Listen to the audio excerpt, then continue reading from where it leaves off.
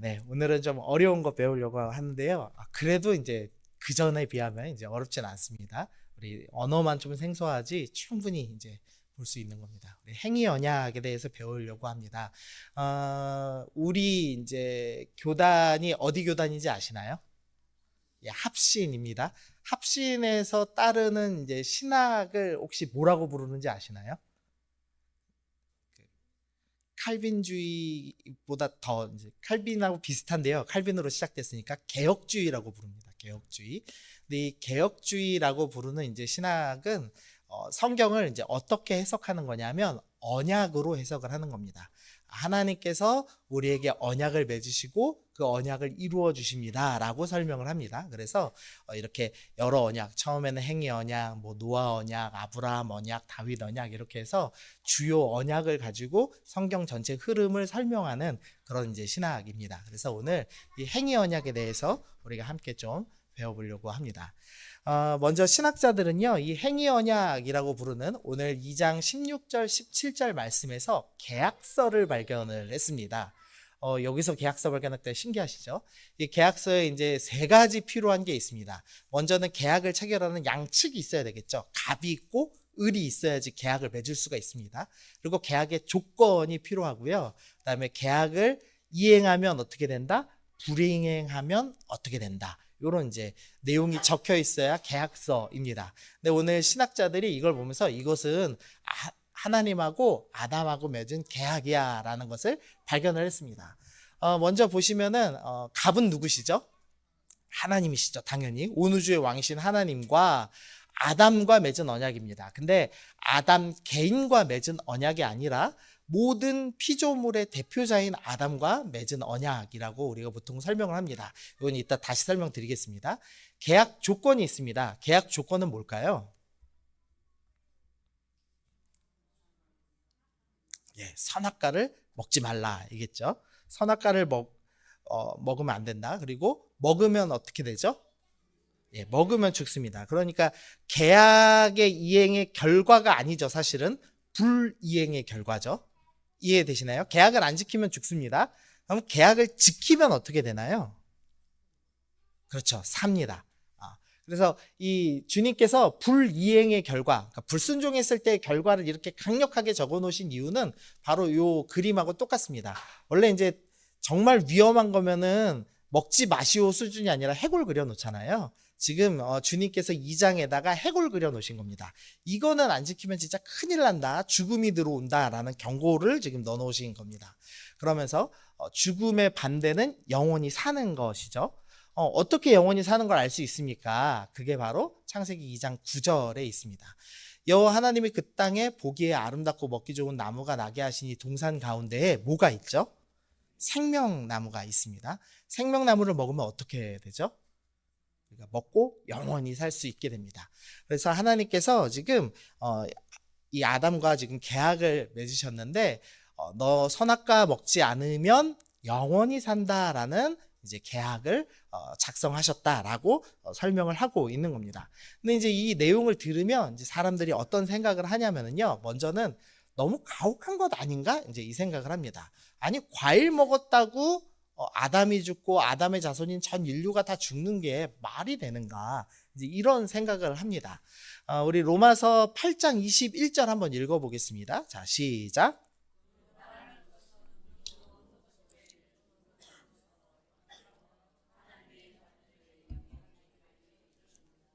네, 지금 로마서 8장에서 하나 아주 귀한 정보를 제공해 줬습니다. 피조물이 지금 어떤 상태를 당하고 있죠?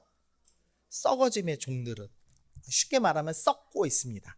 그러니까 무슨 소리냐면 아담이 범죄했기 때문에 아담의 영향권 아래에 있던 모든 피조물이 같이 죄의 오염에 당했다라고 이렇게 표현을 합니다. 우리는 자연 만물이 너무 크니까 자연은 위대해, 인간은 작아, 자꾸 이렇게 잘못 생각하고 있거든요. 그러나 분명히 하나님께서 아담을 처음 만드셨을 때 뭐라고 명하셨냐면 아담에게 다스리라라고 명하셨습니다. 다스리는 존재는 뭐였죠? 왕이었습니다. 그러니까 아담이 왕이기 때문에 아담 영향력 있는 모든 피조물들이 다 썩었다라고 말씀을 합니다. 그래서 하나님께서 최후의 예수님 재림하신 뒤에 무슨 일을 하실 거냐면 보라 내가 새 하늘과 새 땅을 창조하겠다라고 말씀하십니다. 그러니까 아담의 범죄가 단순히 과일 따먹은 범죄다라고 성경은 설명을 하는 게 아닙니다. 과일을 따먹음으로부터 출발했지만 그 결과는 어떻게 된 것이냐? 인류 전체가 일단 타락했습니다. 근데 거기서 그치지 않고 하나님이 만드신 모든 창조물, 온 우주가 다 타락했습니다. 썩어져 버렸습니다. 그래서 쓸 수가 없습니다. 그래서 하나님 어떻게 하시죠? 다시 창조하시겠다라고 말씀을 하시는 겁니다. 그러니까 아담은 이 작은 범죄를 한 게 아니라 하나님의 모든 창조를 망가뜨린 것입니다. 우리가 가게 가가지고 잘못해갖고 매대 싹 쓰러뜨려서 그 뭐 술병, 뭐 음료수병 다 깨먹었다고 해보시죠. 어떻게 해야 되죠? 변상을 해야 됩니다. 변상.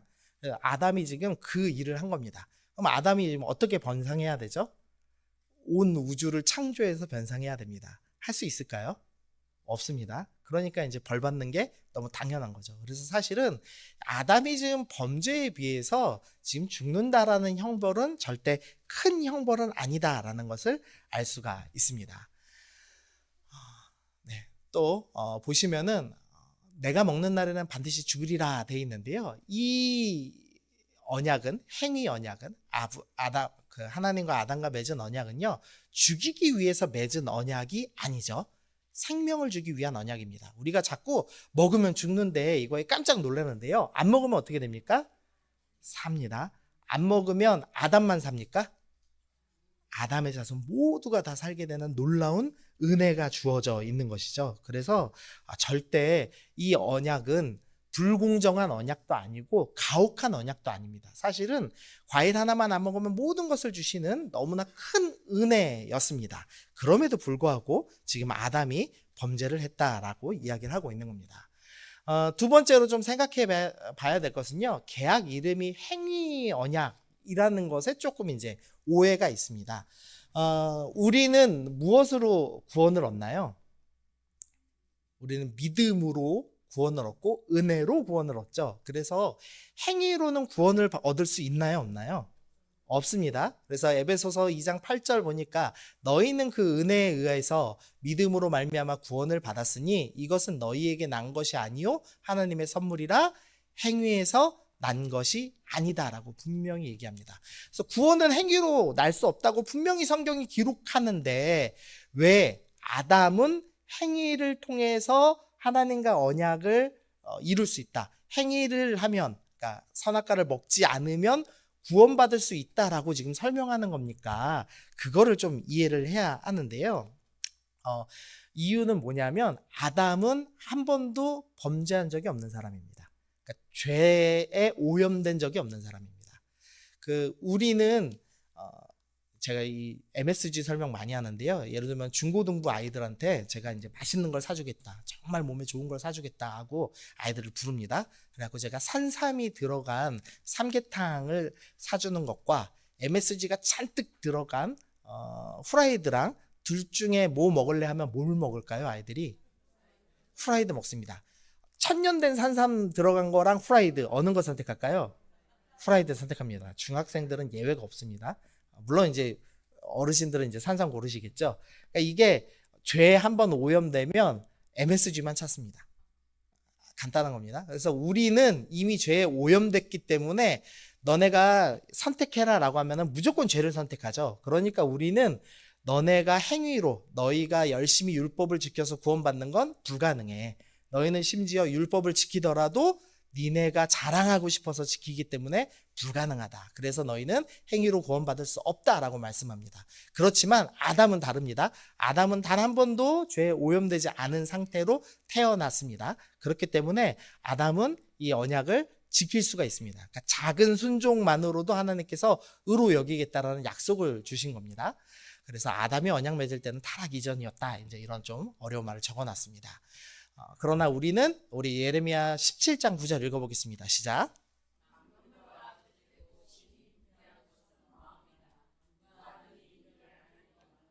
우리는 지금 어떤 상태죠?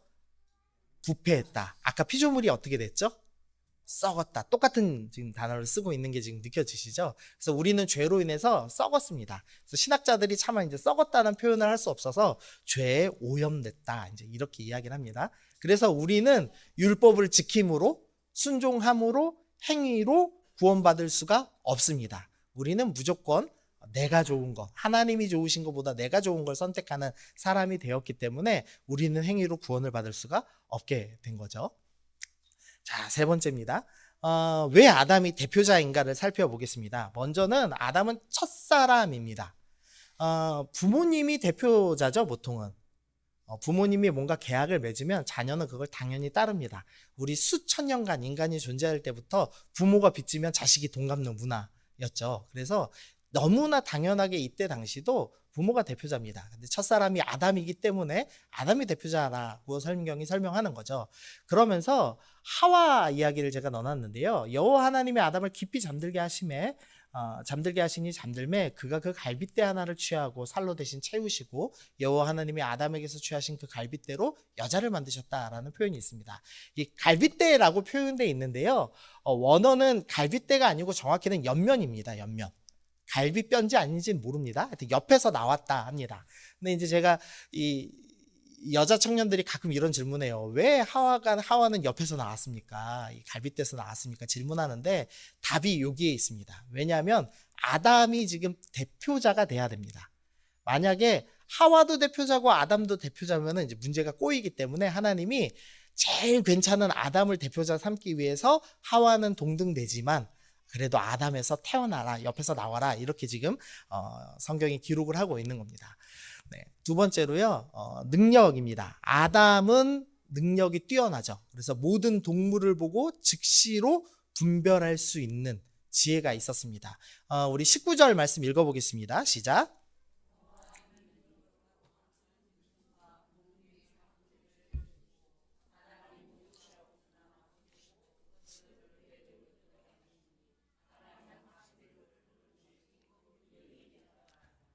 우리 딱 존재를 보면은 바로 이름 지을 수 있나요? 잘 안 되죠. 사람 딱 보면은 분별하실 수 있나요? 제가 한 20살 때만 해도 난 분별할 수 있어 이렇게 생각했거든요. 근데 사기꾼이 분별이 될까요? 안 될까요? 안 되더라고요. 그래서 중고나라에서 사기 한번 당했습니다. 40만 원 날렸습니다. 40만 원. 이게 분별이 어렵습니다. 근데 아담은 어떤 존재냐면 동물 딱 보는 순간 분별이 됩니다. 얘는 어떤 특징이 있고 어떤 장점이 있구나. 그래서 얘는 이름을 이거로 지어야 되겠다라고 딱 분별할 수 있는 지혜가 있는 존재였습니다. 우리는 그런 지혜가 없죠. 아담은 그런 지혜가 있기 때문에 대표자가 될 만한 능력이 있다라고 성경이 설명합니다. 그리고 아까 말씀드렸듯이 아담은 타락전 상태다라고 표현을 합니다. 로마서 3장 23절 보니까요. 모든 사람이 죄를 범하였으며 하나님의 영광에 이르지 못하였다 되어 있는데요. 하나님이 처음 만드셨을 때 그 상태가 하나님이 만드신 인간의 영광스러운 상태다라고 성경이 설명합니다. 그런데 우리는 지금 어떻게 된 거죠? 영광스러운 상태에서 수준이 확 낮아졌다. 죄로 오염돼서 낮아진 상태다라고 설명하는 거죠. 아담은 하나님이 만드신 원래의 상태, 100%의 상태였다라고 성경이 설명을 합니다. 그리고 마지막으로는 아담의 신분이 중요합니다. 아담은 우리 앞 시간에 설명해서 제가 구절은 안 넣습니다. 아담은 선지자였죠. 하나님께서 말씀하신 거, 선악과 먹지 말아라, 먹으면 죽는다, 안 먹으면 영원히 산다라는 그 메시지를 하와에게 전달하며 하나님의 말씀을 전달하는 선지자였습니다. 그리고 아담은 제사장 역할을 감당하죠. 그래서 아담의 자녀들 가인과 아벨이 뭐 때문에 싸우죠? 제사들이 다 싸웁니다. 그 제사는 누가 가르쳐줬을까요? 아담이 가르쳐줬을 겁니다. 그러니까 아담은 처음부터 모든 인류가 어떻게 하나님을 예배할 것인가를 가르쳐주는 제사장 역할을 하는 사람이었습니다. 그리고 우리가 계속 살펴봤듯이 아담은 다스리는 존재, 왕이었다라고 설명을 합니다. 그래서 아담은 첫째 사람이니까 대표자가 될 만한 사람이다. 능력을 봐도 대표자가 될 만한 사람이다. 죄에 전혀 오염된 적이 없기 때문에 대표자가 될 만한 사람이다. 아담의 신분이 선지자, 제사장, 왕이라는 가장 귀한 직분을 갖고 있는 사람이기 때문에 제사장이 될 만한 사람이다라고 성경은 설명을 하고 있는 겁니다. 자, 이제 네 번째입니다. 아담의 범죄로 공동체 전체가 피해보는 것은 너무하지 않은가? 이게 무슨 소리냐면 아담 한 사람이 범죄했는데 지금 그 죄의 결과를 모든 인류가 지금 다 누리죠. 그러니까 아기가 태어나도 아담의 범죄 때문에 그 아기도 죄로 오염된 채로 태어납니다. 원죄를 가지고 태어납니다. 그거 정말 너무한 거 아니야? 하나님 너무하신 거 아니야? 이제 이런 생각을 하게 됩니다. 우리 로마서 5장 12절 읽어보겠습니다. 자, 시작.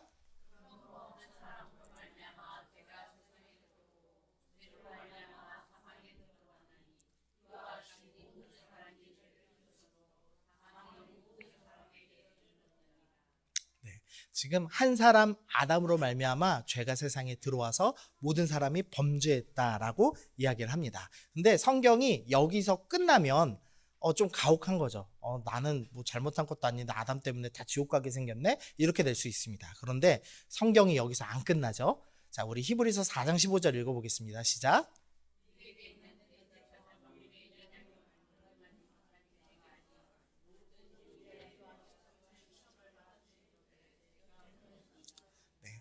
아담은 죄가 없는 존재여서 대표자가 됐습니다. 근데 하나님께서 여기서 멈추지 않으시고 두 번째 대표자를 보내주셨습니다. 똑같이 죄가 없는 대표자입니다. 그 사람은 누구시죠? 예수님이십니다. 그래서 예수님은 아담하고 똑같이 죄가 없으신 상태에서 태어나셨습니다. 그래서 아담이 유혹당했듯이 예수님도 어떤 일을 당하시죠? 유혹당하십니다. 마귀가 시험합니다. 아담은 모든 과일을 다 먹을 수 있는 풍족한 상태에서 유혹당했습니다. 근데 예수님은 어떤 상태에서 유혹당하셨죠? 40일 동안 금식하시고 굶주린 상태에서 유혹당하셨습니다. 아담은 또 자기를 돕는 존재, 하와가 옆에 있어서 함께 유혹을 이길 수 있도록 준비되어 있었습니다. 근데 예수님 곁에는 아무도 도와주는 사람이 없었죠. 그러니까 오히려 예수님은 훨씬 더 열악한 상태였습니다. 그럼에도 똑같이 유혹당하셨습니다. 그런데 아담은 불순종했습니다. 그러나 두 번째 대표자이신 예수님은 어떻게 하셨죠? 순종하심으로 모든 것을 다 이루셨습니다. 모든 의를, 율법의 의를 다 이루셨습니다. 그래서 첫 번째 대표자인 아담은 우리에게 죽음을 줬지만, 사망을 줬지만, 두 번째 대표자이신 예수님은 우리 가운데 생명을 주셨다라고 기록을 하고 있는 겁니다. 하나님께서 아담을 대표자로 삼으신 이유는 예수님을 대표자로 삼기 위해서입니다. 우리가 각자 선택해서 구원받을 수 있었다면 전체 다 구원 못 받을 겁니다. 그리고 우리 중에 누가 아담보다 뛰어나지 않은데 나는 선악과 안 먹고 나는 모든 일에 다 순종하겠다 감히 얘기하겠습니까? 아무도 순종 못하죠. 그래서 하나님께서 대표자가 순종하면 그걸 보고 너희 공동체 전체를 구원해주는 그런 놀라운 원리를 성경에 넣어놓으신 겁니다. 그래서 로마서 5장 15절 보시면은요, 우리 빨간 글씨만 읽어보겠습니다. 시작. 자, 우리 빨간 글씨만 읽어보겠습니다. 시작. 한 사람 예수 그리스도의 은혜로 말미암은 선물은 많은 사람에게 넘쳤느니라. 그래서 성경은 예수님을 통해서 이제 모든 사람이 생명을 얻는 은혜를 선물로 받았다라고 설명합니다. 이거 제가 아주 좋아하는 예화인데요. 이 사진은요, 지금 이 무릎 꿇고 있죠. 독일 총리가 무릎 꿇고 있는 사진입니다. 1970년에 폴란드 바르샤바 유대인 위력탑에서 지금 빌리 브란트 서독 총리가 사죄하는 장면입니다. 이 독일이 히틀러가 집권하고 있을 때 나치 정권이 어떤 일을 행했죠? 유대인들을 아주 수백만 명을 죽였습니다. 그래서 히틀러라는 대표자가 범죄했습니다. 그래서 독일 국민 전체가 그 죄에 대한 책임을 지게 됐죠. 그래서 전범 국가가 됐습니다. 그런데 지금 1970년에 이 빌리 브란트라는 서독 총리가 이제 등장했습니다. 이 사람은 원래 나치에 저항하던 독립운동가 같은 사람이었습니다. 그러니까 나치 범죄에 대해서는 죄가 없는 사람이죠. 그런데 이 사람이 자기는 죄가 없음에도 불구하고 우리 독일이 전범 국가가 됐기 때문에 이 독일의 죄를 위해서 죄가 없는 총리가 지금 무릎 꿇고 회개하는 장면입니다. 이렇게 지금 독일 총리가 대표로 무릎을 꿇어서 회개했습니다. 그러면 이제 독일의 전범에 대한 이 전쟁 범죄에 대한 책임이 사라질까요? 계속 있을까요? 사라지게 되는 거죠. 그래서 이제 독일은 회개한 국가잖아요. 일본은 여전히 반성하지 않고 있지만 이해가 되시나요? 지금 이게 똑같은 겁니다. 히틀러에다가 아담을 넣으시면 됩니다. 아담이 범죄했습니다. 나는 아담 공동체에 태어나고 거기 있었기 때문에 내가 자연스럽게 하나님께 반역한 범죄자가 된 거죠. 범죄 국가가 된 거죠. 그런데 예수님이 새로운 대표자로 등장했습니다. 그래서 우리 중에 나는 예수님을 대표자로 인정할게요 라고 고백하면서 예수님 공동체에 들어가는 사람은 어떻게 되냐면 예수님이 나를 대신해서 죄를 이미 회개하셨기 때문에 우리는 죄가 없는 것으로 여겨진다라고 성경이 설명하고 있는 겁니다. 그래서 우리가 실제로 의롭나요? 안 의롭나요? 안 의롭습니다. 그럼에도 불구하고 우리를 의롭다고 칭해 주신다라고 설명을 하죠. 그래서 칭의라는 표현을 씁니다. 그러니까 법적인 용어죠. 실제로 개개인을 놓고 보면 의롭지 않습니다. 그런데 대표자가 죄를 이미 해결했기 때문에 공동체 전체를 용서해 주는 제도를 하나님이 마련해 주신 겁니다. 우리 마태복음 20장 28절 읽어보겠습니다. 시작. 인자가 온 것은 섬김을 받으려 함이 아니라 도리어 섬기려 하고 자기 목숨을 많은 사람의 대속물로 주려 합니다. 그래서 성경은 예수님이 대신 속죄하셨다라고 그래서 대속물, 어린 양, 우리의 죄를 지고 가시는 어린 양 이렇게 설명을 하고 있는 겁니다. 그럼으로써 우리에게 자기의 사랑을 확증하셨다라고 설명을 하고 있는 거죠. 그래서 이 행위의 언약 말은 되게 어려운데요. 이제 쉽게 말하면은 아담은 죄를 안 행할 수 있는 능력이 있었습니다. 순종할 수 있는 능력도 있었습니다. 그런데 범죄했습니다. 근데 똑같이 대표자이신 예수님이 오셨습니다. 이분도 죄를 행하실 수도 있고 안 행하실 수도 있는 능력 있는 분이시죠. 근데 우리 예수님께서 우리를 대표하여서 전혀 죄를 짓지 않으실 뿐만 아니라 우리 죄를 위해서 대신 회개해 주셨습니다. 그래서 우리는 그 예수님의 은혜로 우리 모두가 구원받게 되었다라고 성경은 설명을 하고 있는 겁니다. 이해되시죠? 네, 감사합니다. 네. 자, 그 다음에 우리 유혹에 대해서 짧게 살펴보겠습니다. 우리 3장 1절 읽어보겠습니다. 시작.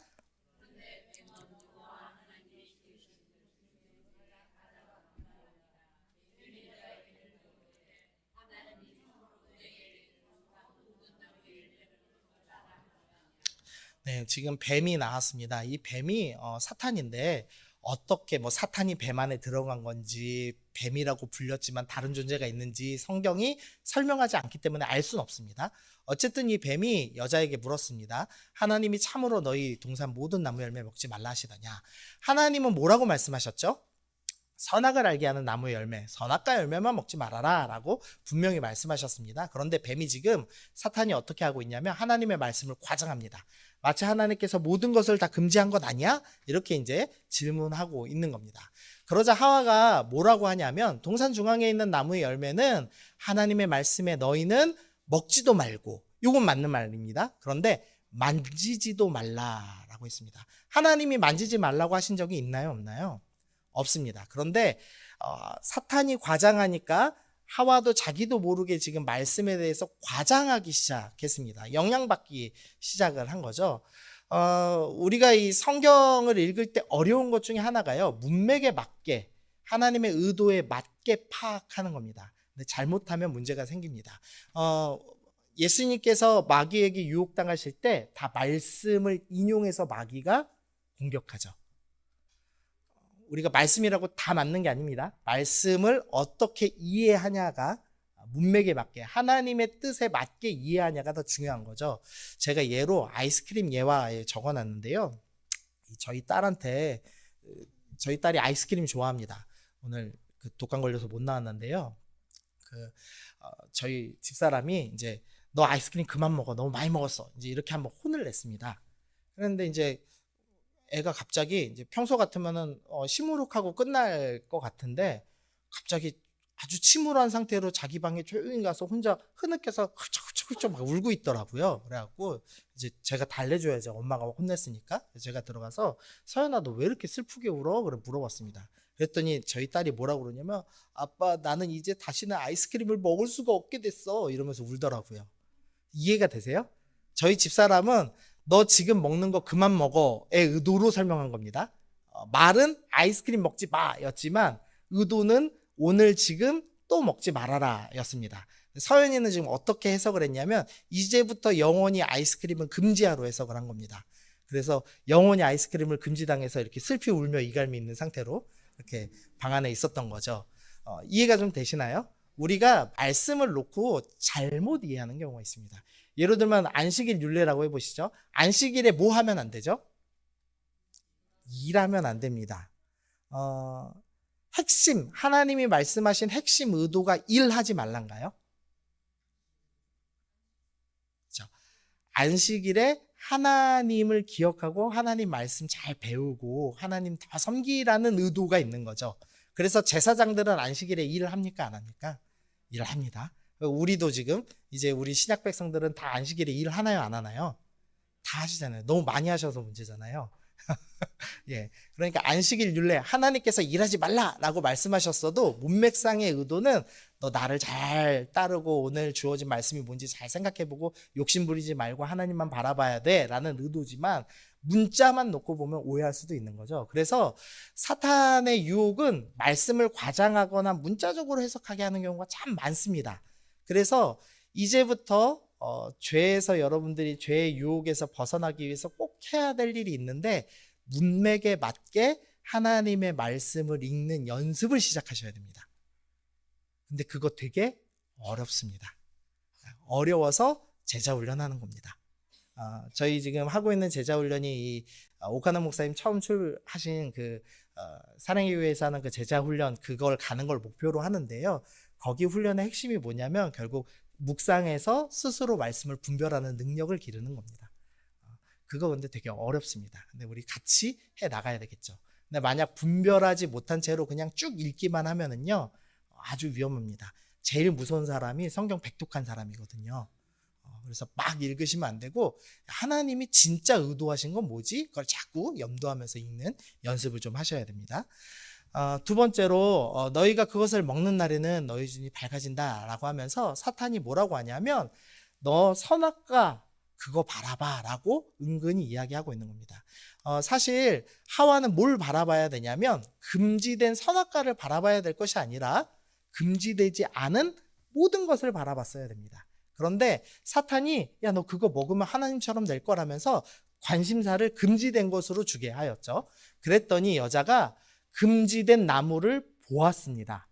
보고 나서야 먹음직도 하고 보암직도 하고 지혜롭게도 할 만큼 탐스러워 보이기 시작했습니다. 사탄은 늘 금지된 걸 보게 합니다. 우리 청년들이 자주 하는 질문이 술 먹어도 되나요? 거든요. 술 먹어도 되나요? 예. 술 먹지 말라는 아니고 술 취하지 말라니까 먹어도 되기는 되죠. 근데 이제 문화를 좀 이해하셔야 됩니다. 독일 같은 경우는 이제 맥주가 술이 아니라 음료수에 더 가깝죠. 그래서 외국하고 우리하고는 조금 상황이 다른 것 같긴 합니다. 우리는 물이 워낙 좋으니까. 그리고 이제 우리나라는 한 잔만 마시지 않으시잖아요, 여러분이. 한 잔만 마시시면 드셔도 되는데, 네, 절대 한 잔만 안 마실 거 다 압니다. 네, 그래서 금지하죠. 자꾸 이 청년들의 질문이 술 먹어도 되나요에 있습니다. 술을 볼 게 아니라 술 아닌 것, 더 기쁘고 즐거운 걸 보는 연습을 해야 되는 거죠. 그래서 하와는 금지된 걸 볼 것이 아니라 금지되지 않은 걸 봐야 됩니다. 예를 들면 선악과 바로 옆에 뭐가 있었죠? 생명나무 있었습니다. 우리 이제 생명나무 먹고 영원히 사는 거구나. 그 옆에 있는 여러 과실들과 우리가 다스리도록 허락된 이 에덴 동산과 모든 동물들과 자연 만물들을 보고 기뻐하고 즐거워하고 감사했어야 됩니다. 그런데 금지된 것만 보기 시작했죠. 그래서 우리가 꼭 해야 될 두 번째 훈련은 주어진 것을 보고 감사하는 훈련을 시작하셔야 됩니다. 난 이걸 왜 못해? 그게 아니라 이것도 할 수 있네? 너무 감사하다. 이렇게 생각을 바꾸는 연습을 시작하셔야 됩니다. 세 번째 유혹입니다. 사탄은 선악을 알 줄 하나님이 아십니다. 너희한테 선악과 못 먹게 하신 건 분명한 나쁜 의도가 있어. 너희가 선악과를 먹으면 너희가 하나님처럼 될까봐 그런 거야 라고 유혹을 하죠. 그러면서 사탄은 하나님의 선한 의도를 왜곡하게 합니다. 하나님은 좋은 걸 주시는 분이 아니야. 좋은 걸 나누어 주시는 분이 아니야. 이렇게 오해하게 만들었습니다. 그러자 하와가 영향을 받았습니다. 그래서 하나님이 악한 의도가 있다라는 생각을 하고 하나님의 말씀에 불순종해서 선악과를 따죠. 그래서 하나님이 하지 않은 행동, 선악과를 나누어 주죠. 사탄이 하나님은 나누는 분 아니야. 그랬더니 하와는 그래? 그럼 내가 나눠야지 하고 나누는 모습을 보여주고 있는 겁니다. 하나님의 선하신 의도를 왜곡하고 있죠. 그러나 우리가 꼭 기억해야 될 것은 하나님은 어떤 분이시죠? 선하신 분입니다. 하나님은 선하신 분인 걸 기억해야 됩니다. 우리가 신앙생활을 할 때 이 두 가지 태도로 할 수 있습니다. 하나는 왜 이렇게 고난을 허락하셔? 주님은 정말 나쁘신 분 아니야? 날 혼내려고 지금 벌 주시는 건 아니야? 어떤 일이 생기든지 그것을 벌과 심판으로 해석하는 사람이 있습니다. 그런데 똑같은 고난이 올 때 어떤 사람은 고난을 주신 건 분명한 선한 이유가 있을 거야. 하나님께서는 가장 선하신 분이시고 죄를 지은 이 죄인들에게까지 아들을 내어주실 만큼 선하신 분이기 때문에 분명히 선한 계획이 있을 거야. 심지어 내가 잘못해서 심판이 왔을지라도 그것까지도 사용하셔서 합력하여 선을 이루실 분이야 라는 선하심을 기억하는 믿음, 그 믿음의 훈련이 필요하다라는 것입니다. 네. 자, 이제 마지막으로 원시복음하고 끝내겠습니다. 이 원시복음 우리 3장 15절 말씀인데요. 함께 읽어보겠습니다. 시작.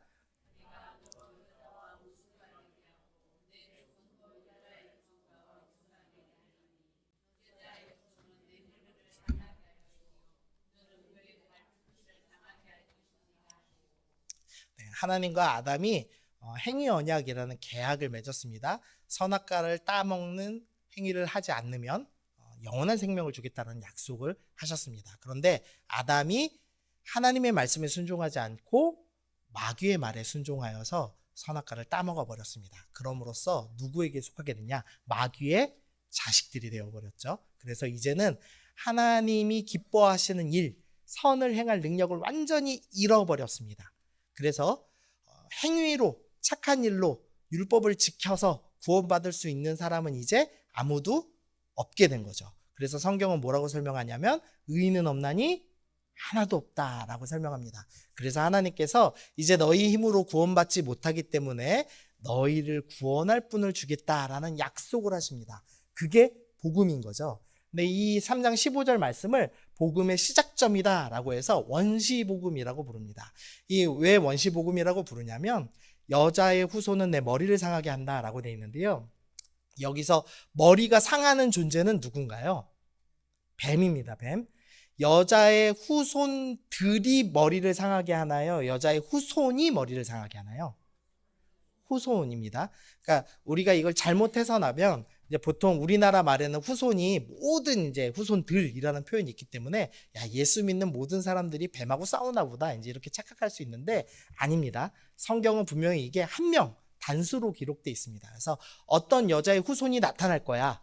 그걸 이제 원어로는 씨라고 되어 있습니다. 여자의 씨가 나타나서 너희를 유혹했던 이 마귀의 뱀의 머리를 부수고 너희를 구원해 줄 거야 라는 말씀을 지금 주고 계시는 겁니다. 그래서 이제부터 하나님 믿는 백성들은 어떻게 살아야 되냐면 자기의 힘으로 자기의 행위로는 도저히 구원받을 수 없기 때문에 이제부터 뱀의 머리를 깨부시고 나를 구원해 주실 여자의 후손, 여자의 씨를 기다리는 사람들이 된 겁니다. 그래서 이제부터 구약 백성들은 계속 뭘 얘기할 거냐면 누구의 자손이냐, 누구의 씨이냐를 계속 얘기할 겁니다. 그래서 마태복음 1장 1절, 마태복음은 이 유대인들을 위한 복음서입니다. 우리 1장 1절 읽어보겠습니다. 시작. 네, 여기서 예수님을 뭐라고 소개하고 있죠? 아브라함의 자손입니다. 아브라함의 씨입니다. 다윗의 씨입니다. 라고 설명합니다. 언약에 대해서 계속 설명하면서 하나님께서 누구를 통해서 메시아가 예수님이 태어날지를 사람들이 몰라서 너무 광범위해져 버리면 믿음이 이제 흐트러지기 때문에 한 번씩 범위를 좁혀 주십니다. 그 첫 번째가 아브라함이었고요. 그래서 아브라함 자손 너의 자손을 통해서 대적의 성문을 취할 것이다. 이런 말씀을 하시고 그 다음에 다윗에게 너의 후손을 통해서 이 나라를 영원히 세울 것이다 라고 말씀을 하고 계시죠. 그래서 이제부터 구약 백성들은 전부 이 여자의 후손을 기다릴 겁니다. 그리고 남자를 통하지 않고 여자를 통해서 오신 예수님이 나타나서 우리를 구원해 주실 거다라는 게 성경 전체의 지금 스토리라고 할 수가 있겠습니다. 자, 네. 이제는 어려워도 잘 들으시는 것 같습니다. 제가 사실 오늘 지금 비염 때문에 막 간질간질해갖고 정신없어갖고 막 뒤죽박죽 얘기했는데도 너무 잘 들어주셨습니다. 적용 한번 해보겠습니다. 아담은 행위를 통해서 구원을 얻는 행위 언약을 처음에 맺었습니다. 왜냐하면 그 행위로 하나님이 기뻐하시는 순종을 할 만한 능력이 있는 존재였기 때문에 그렇게 하나님께서 계약을 맺으셨습니다.